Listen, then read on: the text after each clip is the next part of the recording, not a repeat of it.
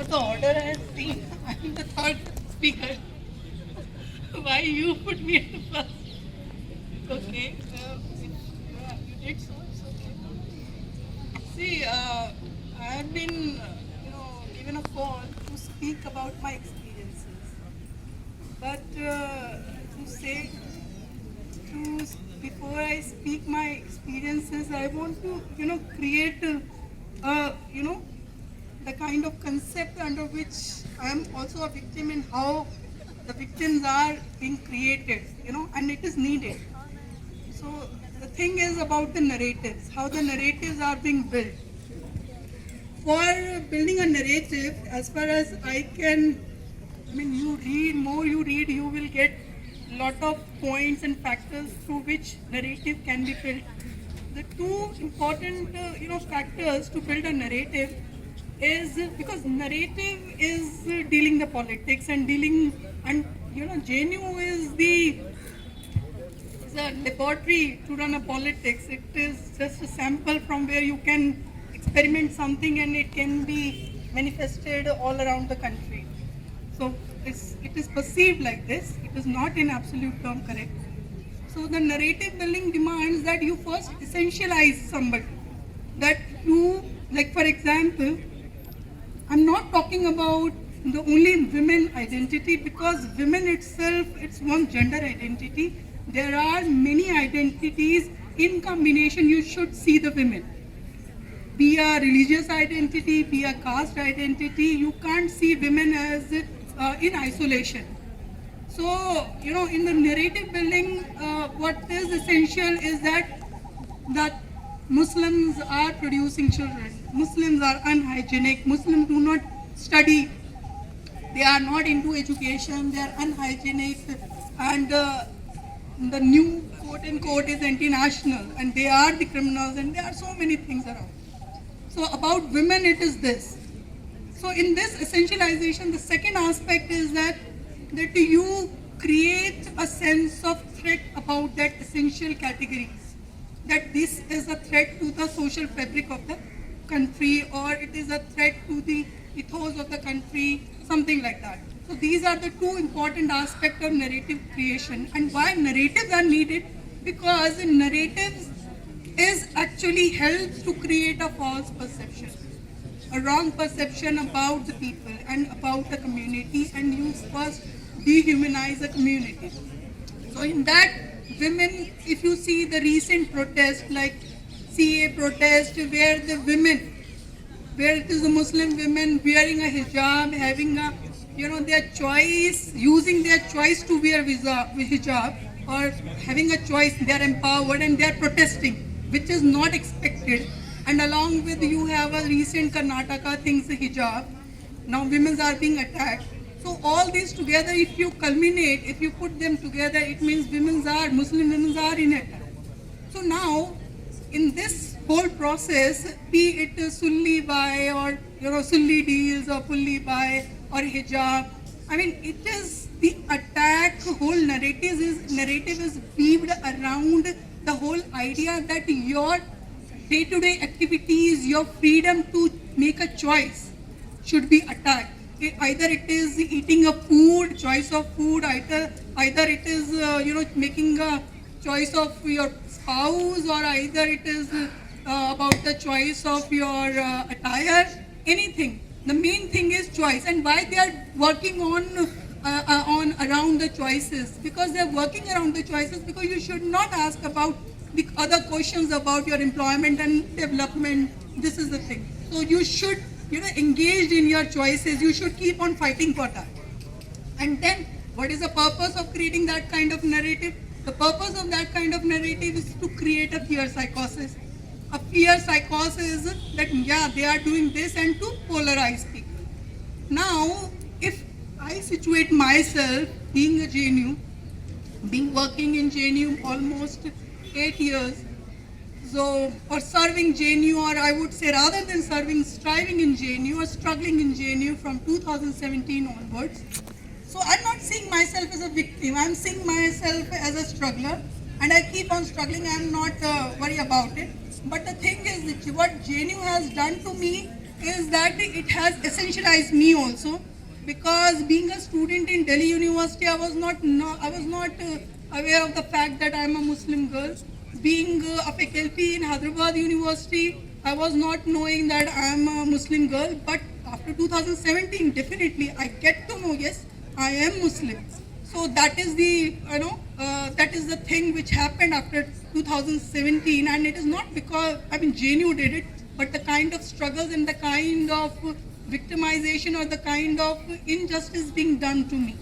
Now the point is the kind of essential character or stereotypes they have created. I'm not fitting because I'm not wearing hijab. Sorry, I'm not wearing hijab, and whatever the characteristics they have, they could not.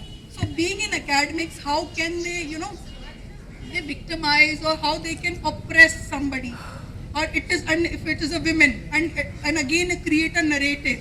A narrative is that if you don't have a godfather, political godfather, academic godfather, you are not a product of network, then you have to suffer.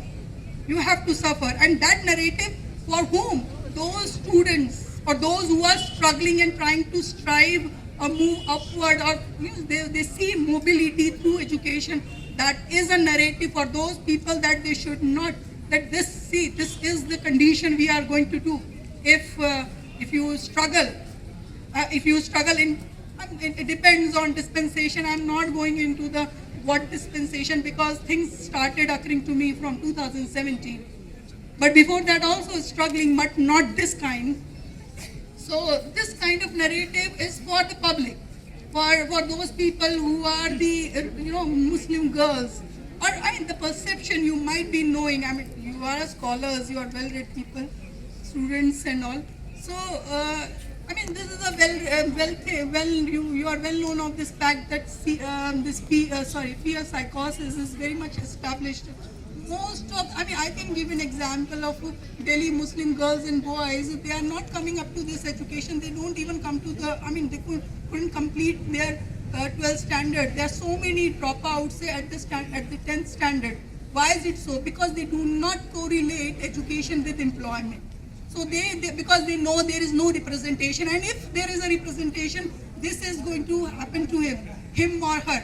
And if it is her, it is very easier, because there are so many things are not being attached to it. But despite this fact, I'm struggling. Almost I fought 5 cases along with writing to Minority Commission. Everybody was telling me Minority Commission is a toothless commission, it doesn't, and nothing would happen. But I took a chance. So that's why I said I am a product of coincidence. So I'm not using God, otherwise you quote me, so-called quote unquote that religious and all this thing. I'm not invoking, I'm product of coincidence. And Minority Commission replied. And at that time the threat was to me that they will throw me out from my flat. I was the Tapti warden, and they asked me to vacate because there is a change in the policy. Earlier this is a 2 years extension, but after coming to the previous head of the department, head of the university, and he is no more, he is no more serving. But because of the kind of things he has done, he is being escalated to the higher position. So, point is that they want me to vacate after changing the policy, and I could not, because from 2017 they stopped my salary. I fought 4 cases of salaries. This is typically, I'm telling you how they are doing injustice. That how can they stop you? How can they discourage you so that you can decline and withdraw on your own? You don't need anybody. If there is no salary, then how can you survive?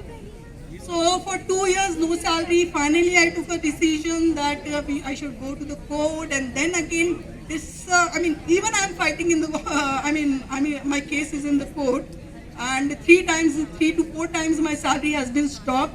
And on 1st April, this coming April, there is a hearing. So first they stopped my salary, okay, because as I said, the typical Guju mentality that if they will stop your fundings, or they stop your food and this. Still they're finding I'm surviving. How come? Then what they did in 2019, they stopped that. They said that I can't supervise the students. Okay, I have 5 students, PhD students, and they said, and they are, I mean, they did everything. Their pre-submission seminar has happened, and they stopped them to register me under me. You can register with XY faculty in the center, but you can't register under her because of XYZ. I'm fighting that case also. So the point is that if you can't stop them by stopping salary, you can stop them by affecting academically. You can stop.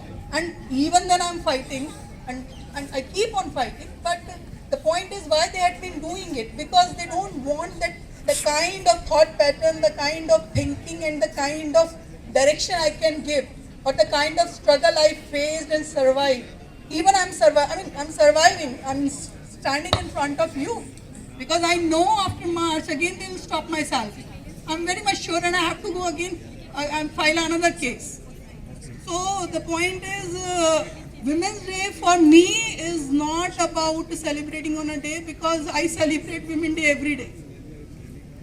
To strive, and I'm striving every day, and I keep on striving. And this struggle is very much, as people say that caste is in blood, I say struggle is in the blood of women. So I keep on doing it, and with this, I would say one thing: this Center for Social Exclusion, Center for the Study of Social Exclusion. It is not for the study of social exclusion. It is a Center for Social Exclusion, where they are practicing with their own faculty member all these things. Thank you.